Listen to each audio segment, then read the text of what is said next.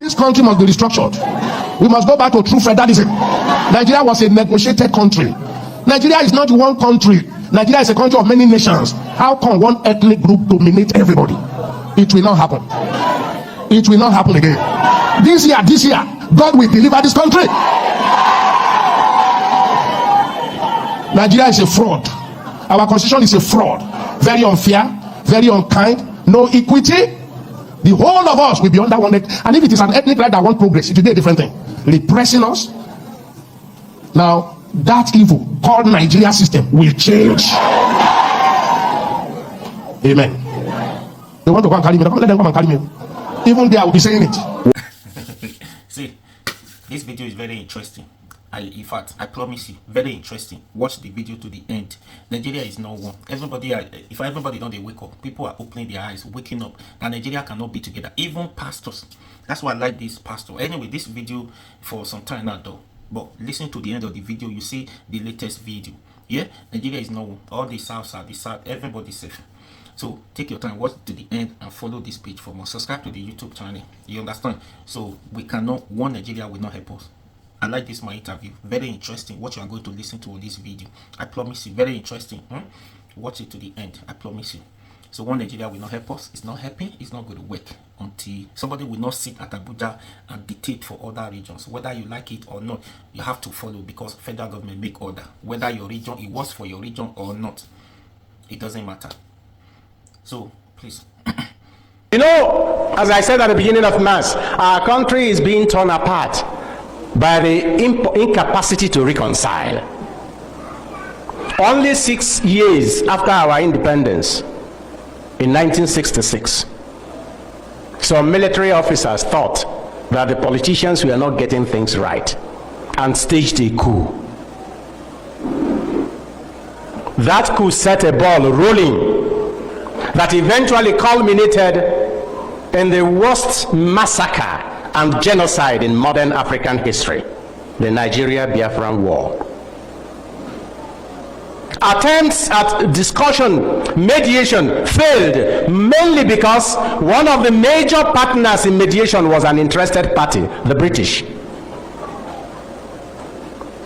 When you are calling those who sell arms, when you are calling those who steal your minerals when you are fighting, when you are calling those who want your population to be reduced to half to come and mediate between you and your brother because you are quarreling, you can imagine the type of advice he will give you. But that is not the worst. The worst is that since after that war, no attempt has been made at reconciliation. Let us talk this thing over.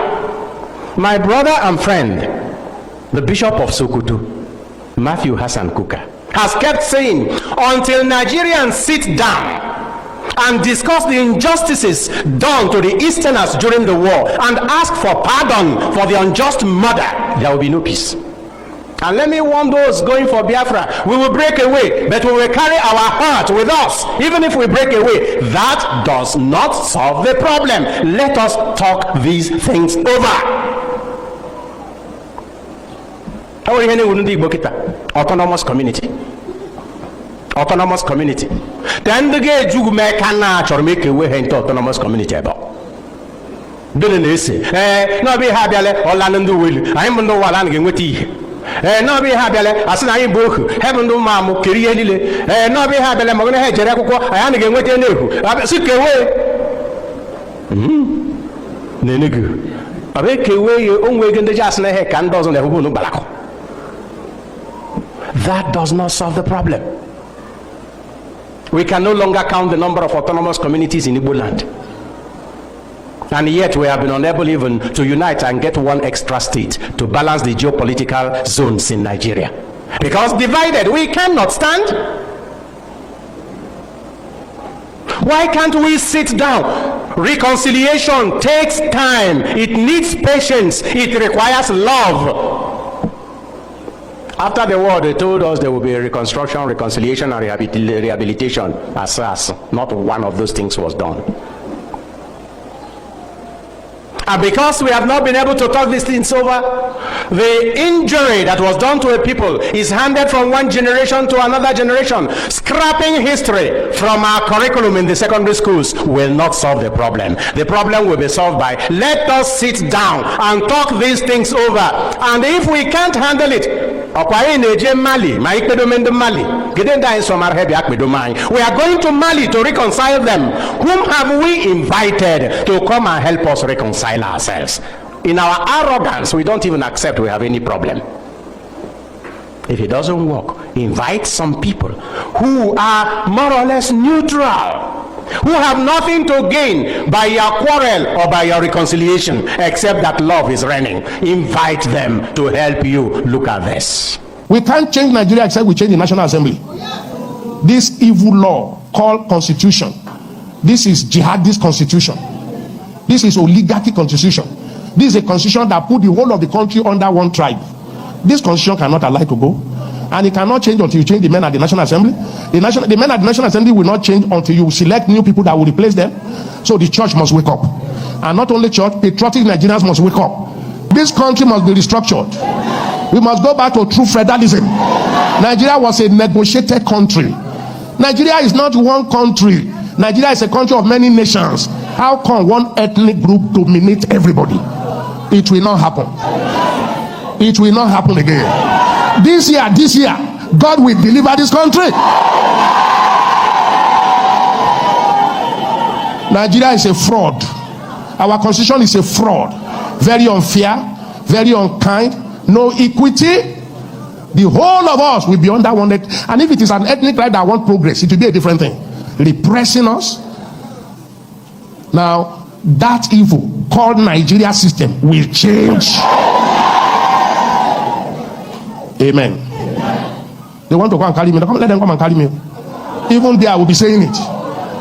You are in the majority, but you are asleep. Minority dominating over you. Changing the law. Terrible law. Those laws must be changed. Change your prayer mode. If you are in our church, we don't pray God save Nigeria. We just pray one country. Nigeria is not one nation. That's the first law we told ourselves. One nation. This country is not one nation. This country is many nations tied together by force. We must agree how to be one. We are not saying we are going to divide, but let everyone rule himself at his own pace, and let's meet at the center. Let's be like the United States of America. New York and New Jersey, they are side by side. They have different law, different policemen, different constitution. That's what it should be. Not somebody will dictate in Abuja, and that is all of us must do. Slow down our education, slow down our economy, slow down our military, make Nigeria unsafe. This civil system, die today! Nigeria will not be free until we send away these evil politicians. They must be replaced. And our constitution must be rewritten.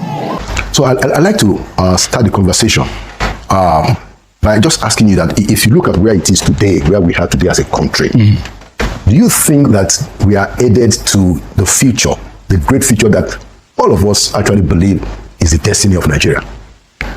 Well, to answer that question, I would ask a rhetorical question. Have we defined where we should be heading? Do we have any compass? And to answer those questions, let me take the smallest units of a society, which is husband and wife. By the time two people want to get married, there's an officiating minister who asks, will you agree to take this person to be your lawful wedded wife, and will you agree to take this person to be lawful wedded husband, to care for the and each one must affirm, must say yes, and the other must say yes. That becomes the contract. Yes. That becomes their constitution. And they know where they're heading. They know the rules, and they have subscribed to those rules. My question is, have we got a constitution for Nigeria to which we have all subscribed? And my answer is no. What about the Nigerian Constitution? I will tell you exactly why I say no. We were amalgamated in 1914. We were ruled by British Parliament laws and so on. But in 1953, I'm going to make this as brief as I possibly can. In 1953, Anthony now removed the motion that we should now be independent. The law said they were not ready. And I won't go into the details of what happened, but so many things happened in between from that time on, including even the Kanu riots that we heard about.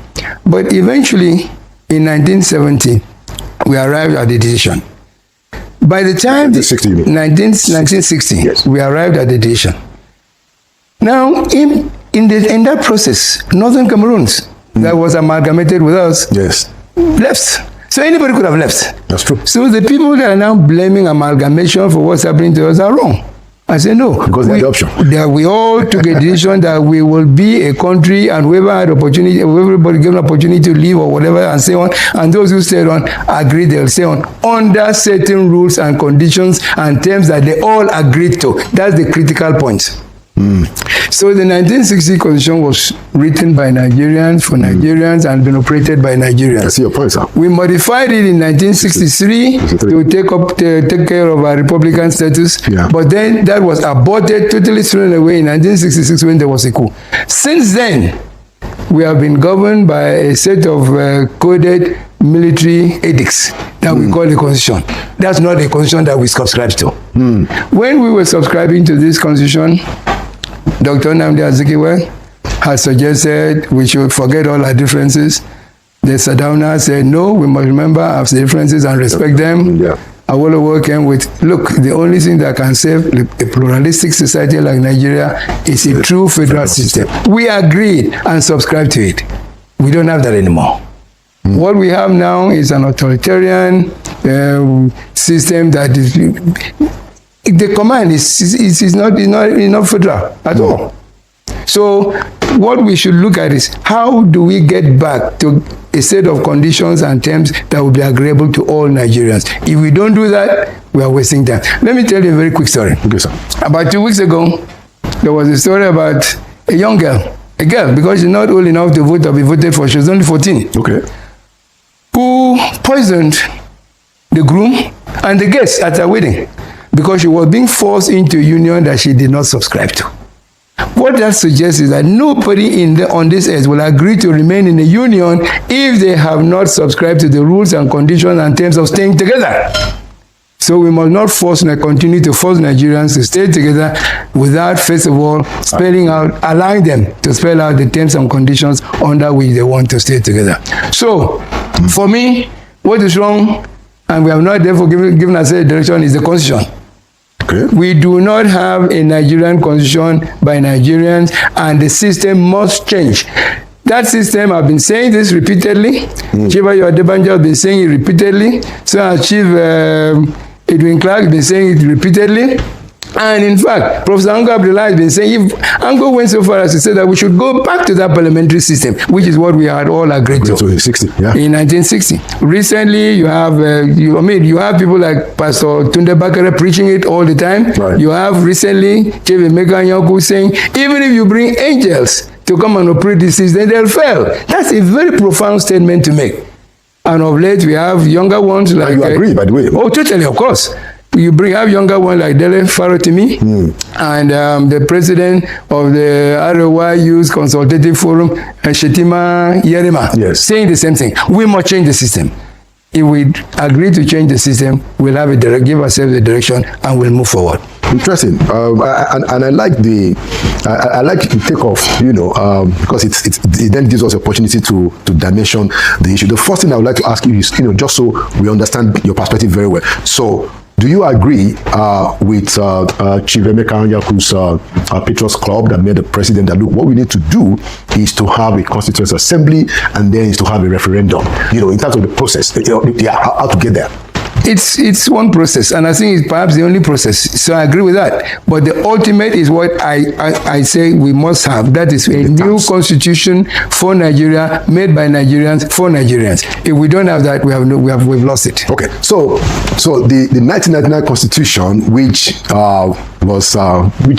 we have been using up until now, your view is that it is not helpful because it was handed over to us by the military, and that there are provisions in it that are inimical to federal structure, or is the practice of it? I just want to be clear. I want to get your mind not just clearly stated on this. I will state it very clearly. Not just because it was handed over, but it was made by the military and given to us.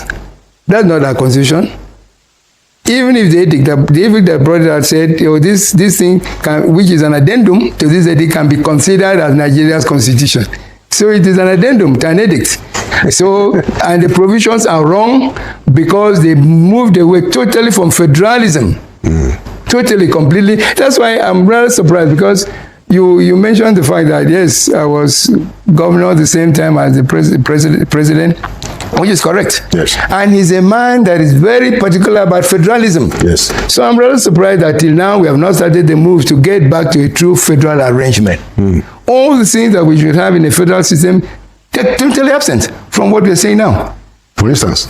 For instance, we don't have a proper electoral process that will make sure that people who go there as leaders or representatives are representing the people. So the people have lost the sovereignty.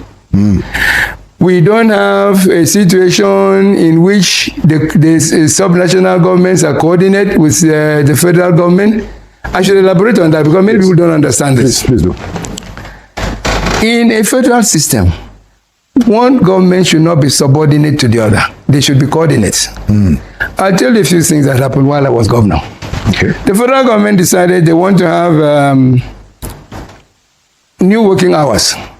They decided 7:30 to 3:30 will be the working hours. You will remember, a lot of governors went in, nobody in the office, so they locked people out. Waste of time. What I did was to go in there and try to discover why is this so.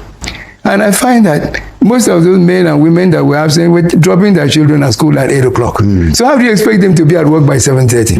Okay, so I decided, I did a referendum, and in Akwa Ibom while I was there, the working hours were 8:30 to 4:30, not 7:30 to 3:30. Because I did not see why federal government should sit in Abuja and dictate to me what time was my office. Today, we have a situation in which Kaduna has 4 working days a week. And in Akwa Ibom, thank God, our governor, I think once a month, every Friday, people, that particular Friday, people go to the farm.